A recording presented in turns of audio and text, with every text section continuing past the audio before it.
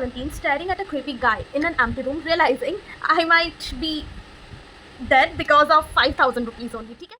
Hi guys, I'm Lisa. तो आज मैं आई हूँ एक स्टोरी टाइम वीडियो के साथ फिर से and I am gonna tell you about how I escaped a psychopath. मतलब मैं आप मरने से लिटरली बची. ठीक है. तो बेसिकली ये स्टोरी है जब मैं 17 साल की थी एंड मैं क्लास 11th में थी. अब हुआ क्या, अब मैं नई ऐसे कोविड टाइम चल रहा है. I need a job. मतलब मुझे ना इंडिपेंडेंट बनना था कि इंडिपेंडेंट बनूंगी, मम्मी पापा के पैसों से नहीं खाऊंगी. और नया फ़ोन मिला था. अब मैं फ़ोन में जॉब्स ढूंढ रही हूँ online and I was like कि मैं फ़ोन का करूँगी असली यूज़ एंड मैं दिखाऊंगी मेरे सारे गरीब दोस्तों को असली सक्सेस क्या होता है. ठीक है. तो अब उस टाइम पे मतलब मैं लिटरली अपने टीनेज से सफ़र कर रही थी. बट खैर, तो अब मुझे मिली एक जॉब ऑनलाइन. और वो जॉब मुझे कैसे रोका? हाँ, मिली इंस्टाग्राम पे. क्या मैं बेवकूफ़ हूँ? हाँ, मैं बेवकूफ़ हूँ क्योंकि इंस्टाग्राम पे मुझे जॉब मिल रही है और मैं वो जॉब ले भी रही हूँ कि I'll do that. और उस जॉब में मुझे बेसिकली 5,000 रुपये मिल रहा था. ठीक है. अब 5,000 रुपये मंथली मिलना मेरे लिए बहुत ज़्यादा बड़ी बात है क्योंकि बीइंग अ छोटी बच्ची और 5,000 में अपनी लग्जूरियस लाइफ जी सकती थी. ठीक है. मुझे अपना फ्रीडम मिल जाता उस 5,000 में. तो आई डिसाइडेड कि मैं ये जॉब करूँगी. अब उस बंदे ने मुझे रिज्यूमे मांगे और मैंने लिटरली ये वाली रिज्यूमे दिए. ठीक है. एंड ये शॉर्टलिस्टेड हो भी गया. मतलब मुझे नहीं पता कि ये कैसे शॉर्टलिस्ट हुआ. वी अज्यूम इस बंदे का नाम है रौनक. अब रौनक ने मुझे बोला कि तुम्हें बेसिकली क्या करना है, हम देंगे तुम्हें असाइनमेंट्स एंड तुम्हें हाथ से लिख के मुझे भेजना है. ठीक है. अब महीने में 5,000 रुपये के लिए मैं गधा मजदूरी करते करते मैं पूरा टाइम रूम में घुस के बैठे रहते थे, लिखते रहते थे. अब मेरे मम्मी पापा को लगता था मेरी कितनी प्यारी बेटी पढ़ रही है. ओ माय गॉड, फाइन सी लिया हुआ है. मैं नहीं पढ़ रही थी, मैं पैसा कमाने में लगी हुई थी. ठीक है. अब क्या हुआ कि ऑलमोस्ट 1 महीना होने वाला था. Everything is fine. मतलब मेरे रौनक से इतना बात नहीं होता था, बस काम के बारे में ही बात होता था कि लीज़ा ये हो गया वो हो गया एंड आई वाज लाइक कि हाँ ठीक है. तो अब 1 महीना होने वाला था. तो अब मेरी सैलरी की बारी आने वाली थी और मुझे सैलरी मिलेगा. अब उसका मैसेज आया कि लीज़ा सैलरी मिलेगा बट उससे पहले इट्स वेरी अर्जेंट कि तुम सारा जो असाइनमेंट्स है तुम आके मेरे घर में मुझे दे के जाओ. अब मुझे तो कुछ पता ही नहीं कि क्या है क्या सीन है. तो मैंने बोला कि असाइनमेंट्स घर में देना है. फिर उसने बोला कि आपको पे भी हम कैश में करेंगे, आप आओ असाइनमेंट दे के चले जाओ पैसे लेके. मेरे घर वाले तो बहुत स्ट्रिक्ट है. अगर उनको पता लगा कि मैं कहीं पे ये सब काम कर रही हूँ तो वो मेरी हालत ख़राब कर देंगे, है ना. तो अब मैंने क्या करा, बोला उसको कि आप मुझे यूपीआई कर दो पेमेंट, मैं आपको अपना बैंक अकाउंट दे देती हूँ और बाकी जो है मैं अपने भैया या फिर किसी को भी मैं भेज दूँगी, आप जाके उनसे असाइनमेंट ले लेना. ठीक है. तो उसने बोला कि नहीं, यूपीआई नहीं होगा, हम डील करेंगे सिर्फ कैश के साथ. हमारी कंपनी का ये रूल है, आपको आना पड़ेगा एंड आपको साइन करना पड़ेगा सीसीटीवी के सामने. ये वो उसने इतनी सारी बातें बोली. मतलब मुझे पहले ही समझ में आ जाना चाहिए था कि ये रेड फ्लैग्स है. किसी भी पर्सन के फ्लैट में जाना ऑफिस के नाम पे, दिस इज़ रेड फ्लैग. ठीक है. बट मुझे नहीं समझ आई. इतना ही काफ़ी नहीं था क्योंकि मेरा जी ललचा गया था वो 5,000 रुपये के लिए. ठीक है. मैं बहुत ज़्यादा ऐसा बहाना बनाया. मैंने बोला कि मम्मी मुझे बुक्स वगैरह प्रिंट करवाना है तो आई हैव टू गो. और फर्स्ट टाइम मैं घर से बाहर गई हूँ अकेले कुछ ऐसे काम के लिए. ठीक है. अब मैं बाहर गई. अब बाहर जाके कोविड टाइम था, ऑटो रिक्शा ये वो कुछ नहीं था एंड हमारे पास कुछ व्हीकल नहीं था तो मुझे कुछ नहीं चलाना आता था तब. ठीक है. फिर उसके बाद मैं गई. अब मुझे एक बस मिली. अब वो जो उसका फ्लैट है वो मतलब अभी बन ही रहा था, मतलब काइंड ऑफ. और मतलब लोग थोड़े बहुत रह रहे थे and that is literally outskirt में था. ठीक है. अब मैं एकदम मेन सिटी में रहती हूँ और मेरी हिम्मत देखो, अकेली ही एक लड़की 17 साल की बस में चढ़ के गई है आउटस्कर्ट्स में 5,000 रुपये लेने. ठीक है. फिर उसके बाद मैं उतरी, मैं गई. अब मेरी कहानी शुरू होती है यहाँ से. ठीक है. मैं गई ऊपर, मैंने कॉलिंग बेल बजाया. अब सामने से एक लड़का आया जिसको मैं जानती ही नहीं, मतलब मैंने उसको कभी देखा ही नहीं.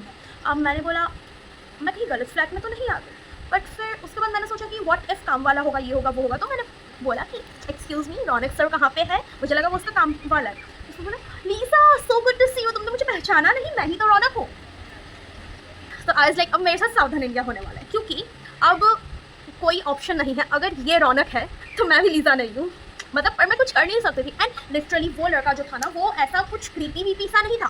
वो बहुत ही शक्ल का भोला था, भोंदू सा था, चश्मा पहन रखी थी. एंड ये जो भोंदू लोग होते हैं ना उन लोगों से मेरी फटती है क्योंकि वो सबसे ज़्यादा चंट होते हैं.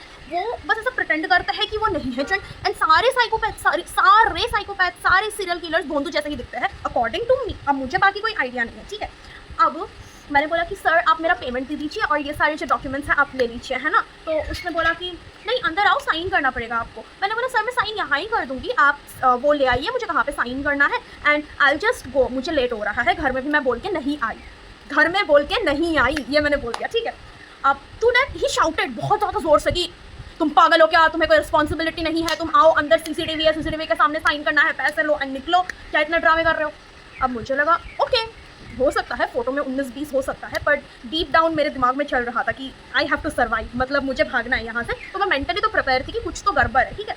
अब मैंने सोचा दरवाज़ा तो खुला रहेगा, फ्लैट में थोड़े बहुत लोग हैं, हलचल चल रही है, तो मैं अंदर गई एंड मैं स्कैन करना शुरू करा, ठीक है, पूरा रूम को। तो वहाँ पे लिटरली कुछ भी फर्नीचर नहीं था, कुछ भी नहीं था। वहाँ पे बस एक टेबल था, उस टेबल में एक लैपटॉप था, 3-4 फ़ोन थे और 2-4 फ़ोटोज़ थे, ठीक है, और पेन था 1-2, और मतलब नीचे एक डस्टबिन बैग था, वो भी लार्ज साइज़ का, ठीक है, एक नाइफ थी और कुछ एप्पल्स रखे हुए थे और कुछ थोड़े बहुत फ्रूट्स थे और एक रोप था मोटा सा। अब ये सब देख के मेरी जी फट गई फिर से। अब मैं बस सोच ही रही थी कि मैं जल्दी से साइन करके निकलूँ, उतने दरवाज़ा बंद होने की आवाज़ आई, ठीक है। अब मेरी पूरी बॉडी कांपने लग गई। फिर मैं ऐसे देखी उसको एंड वो मुझे ऐसे घूर रहा था दरवाजे पे टेक लगा के, और मेरी उतनी ही हालत ख़राब हो गई कि भाई तू मुझे ऐसे क्यों देख रहा है। और जब वो घूर रहा था वो इंटेंशन प्यार नहीं था, वो इंटेंशन रोमांस नहीं था, वो इंटेंशन क्लियरली मारने वाला था, ठीक है। अब मैं शांत हुई। अब मैंने सोचा कि मैं इसको नहीं दिखा सकती कि मैं डर रही हूँ, बिकॉज आई फील कि अगर हम किसी को दिखा दे डर रहे हैं तो वो ज़्यादा फ़ायदा उठाएंगे तुम्हारा, बट अगर किसी को पता ही नहीं लगेगा कि तुम डर रहे हो तो वो क्या करेगा, राइट। तो अब भगवान की कृपा से I have this naturally God gifted poker face, तो मेरे शक्ल से ऐसे भी कुछ पता नहीं लगता अनटिल एंड अनलेस मुझे किसी चीज़ पर घिन ना आए, गुस्सा आए।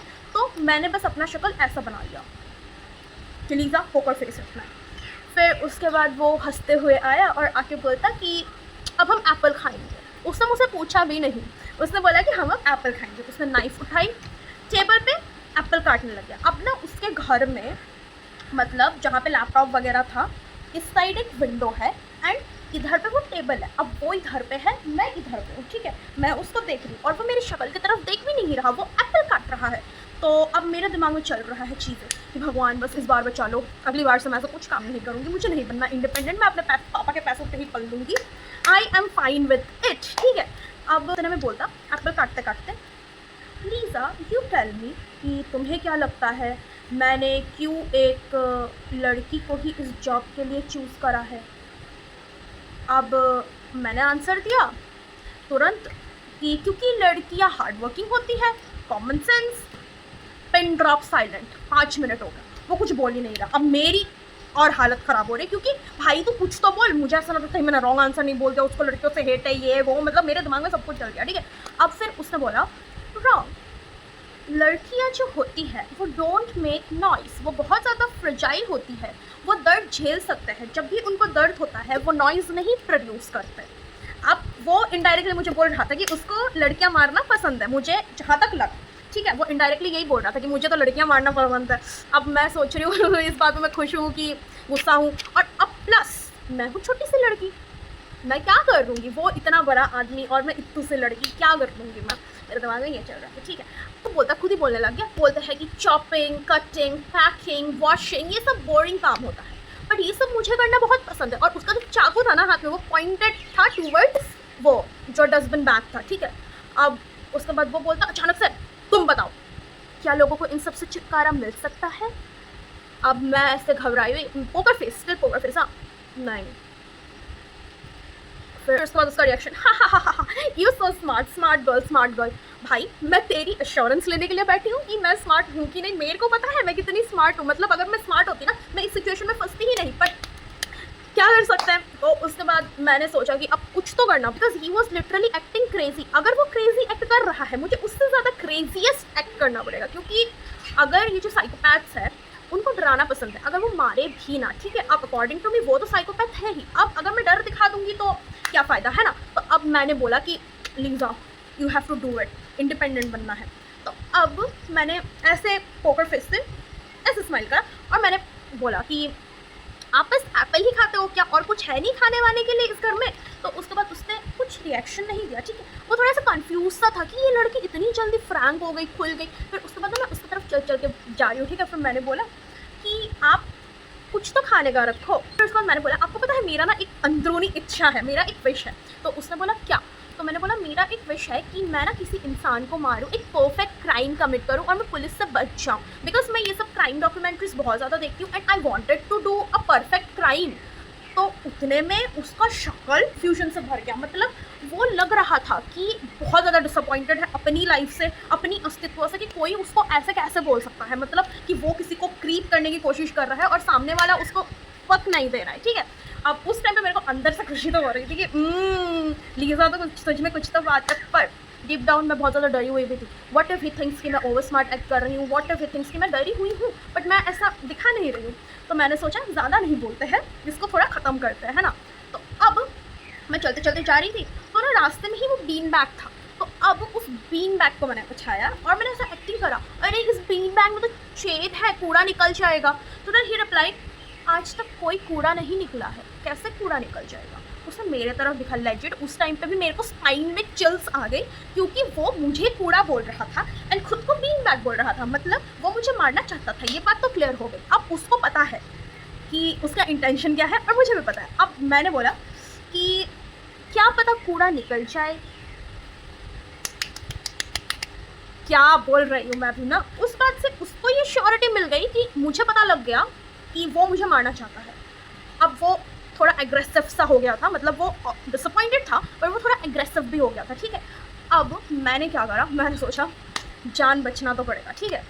मैंने उसके जो वो पन्नी है, मतलब बीन बैग है, उसको ना मैंने ऐसे पूरे सर में डाल दिया, मतलब वो लार्ज साइज़ का था, ठीक है। तो लिटरली मैंने उसको ऐसे कर दिया, ठीक है। अब ऐसे करने के बाद वो ऐसे स्ट्रगल कर रहा था उसको निकालने में। तो अब इसी बात का फ़ायदा उठा के आई रैन, मतलब लिटरली मैं दौड़ी दरवाजे के सामने और फिर मैंने दरवाज़ा खोला और तब तक वो उसको निकालने की ही कोशिश कर रहा था। मैंने मतलब पता नहीं कैसे उसको अंदर डाल दी, बट या मतलब उसके यहाँ तक वो अंदर था, ठीक है। फिर उसके बाद मैंने दरवाज़ा खोला, खोल के मैं बाहर आई और बाहर आने के बाद मेरी चुल देखो, मतलब वो बंदा कभी भी अप्रोच कर सकता है, कहीं से भी आ सकता है, पर मेरी चुल देखो। मैंने उसको पता क्या बोला, आई मॉक्ड हिम, कूड़ा निकल गया। मैंने खुद को कूड़ा बोला भाई। आई एडमिटेड कि मैं कूड़ा हूँ, मतलब मुझे पता है जितनी गंद मैंने फैला रखी है ना, कूड़ा तो मैं हूँ ही। तो अब वो स्ट्रगल कर रहा था, वो निकला नहीं। अगर वो निकलता तो मैं दरवाज़ा बंद कर देती ना। तो फिर उसके बाद मैंने बोला एक काम करो, ये जो अपना 5000 है ना, 5000 अपने पास ही रखो, नया सेटअप खरीद लेना। और ये बोल के मैंने दरवाज़ा बंद कर दिया और मुझे तब आई चैन की सांस। बट मेरे दिमाग में तब भी यही चल रहा था कि कहीं दूसरा दरवाज़ा तो नहीं है, दूसरे दरवाजे से आ जाएगा, वो मूवीज़ में होता नहीं है, सामने आ गया। फिर मैंने सोचा कि एक सेकंड भी नहीं रुकना, I run, I fluid, literally at that time I invented teleportation, ठीक है। अब मैं आई दौड़ के, और मैं लिफ्ट से नहीं आई, वो 3rd फ्लोर ही था आई गेस। मैं दौड़ दौड़ के सीढ़ी से आई। आने के बाद मैंने सोचा कि जो सिक्योरिटी गार्ड है मैं उसको बोल देती हूँ। फिर मैंने सिक्योरिटी गार्ड को बोला कि भैया इस फ्लैट में ये सब चल रहा है, आपको पता है, ये हुआ वो हुआ। और वो भैया हंसने लग गया, वो सिक्योरिटी गार्ड, और ये मुझे ज़्यादा शॉक करा, ठीक है। अब उसके बाद उन्होंने बोला मैम आप उसके घर में क्यों गए थे, वो पागल है। मैंने ऐसे पागल है? फिर उसके बाद बोलता हाँ वो तो बिल्ली चूहा चिपकली ये सब फ्लैट में भगाता फिरता है, मारता फिरता है, पता नहीं क्या करता है मैम, उसके साथ कोई बात ही नहीं करता, वो बिल्कुल पागल है।